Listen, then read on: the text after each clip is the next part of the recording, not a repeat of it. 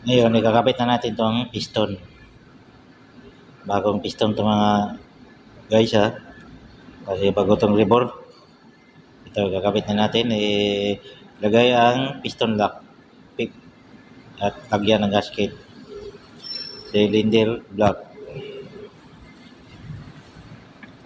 Rossi TC125. Ilagay natin ang bore. Ganito. Huwag yung masyadong magmamadali kapag naglalagay kayo ng bore. Ay, kaunti-unti lang. Huwag kayong magmamadali. So, ilagay ang dalawang bolt sa bandang kilid. Ito, pag ganyan-ganyan lang. Ito, ilagay ang gasket sa gitna. Ilagay ang head para matapos na. So, lagyan ng kaunting oil ang bolt sa bandang kilid para hindi kalawangin. So, ito, ilagay na natin itong mga lock sa stud bolt sa center block at saka head. 12mm tong T-rings na hinigpit ko. Ilagay yung push rod. Ganito maglalagay ng push rod. Dapat i-timing nyo ang motor. Pag naka-timing na, pwede nyo na ilagay ang push rod. Lagay ang rocker arm. Itong rocker arm na yan ay disemra sa Honda TMX Alpha. Honda TMX Alpha, katulad lang sila ng rocker arm. Ito, higpitan nyo ng 12mm ang mga nut ay bolt. Ito, try nyo ng paikot. Tapos, i-timing nyo.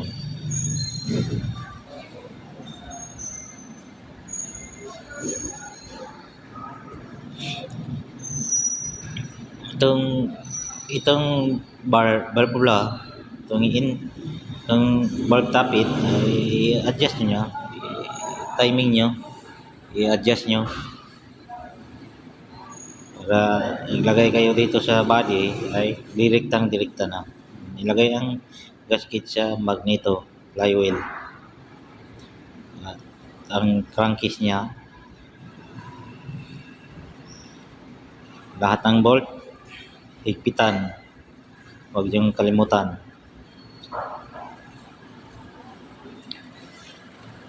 At 8mm T-ring, 6mm na bolt.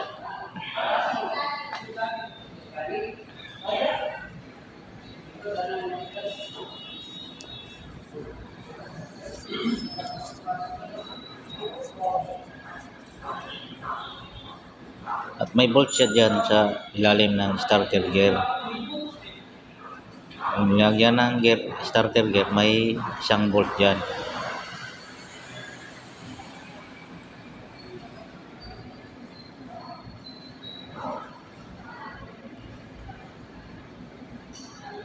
Ito, starter gear, ilagay nyo na. At may mga manipis na washer dyan ha. Huwag yung kalimutan, ilagay ang cap. Ito lang maglalagay ng cap. Simple. 3 bolt, 6mm.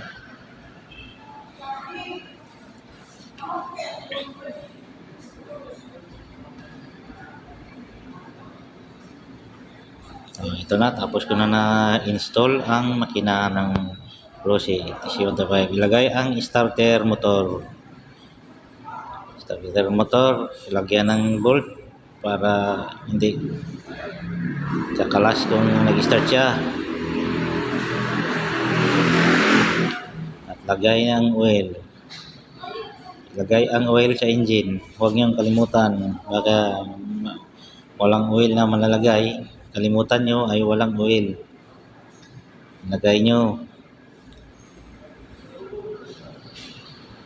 Kabulin ang ginagamit kong oil dito.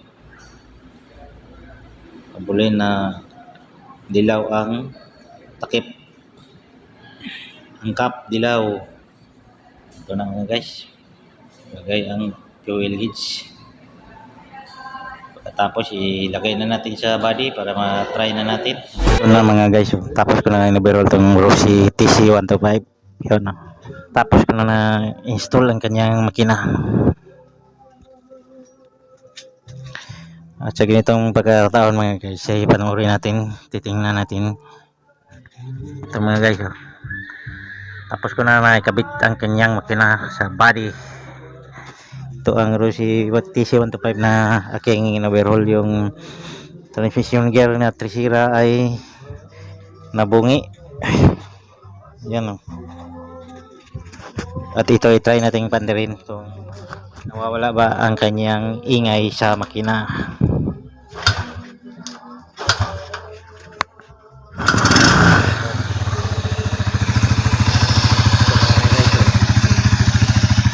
Ito ang kanyang makina, tahimik na, wala nang ingay mga guys. Ito i-try natin i-cambio.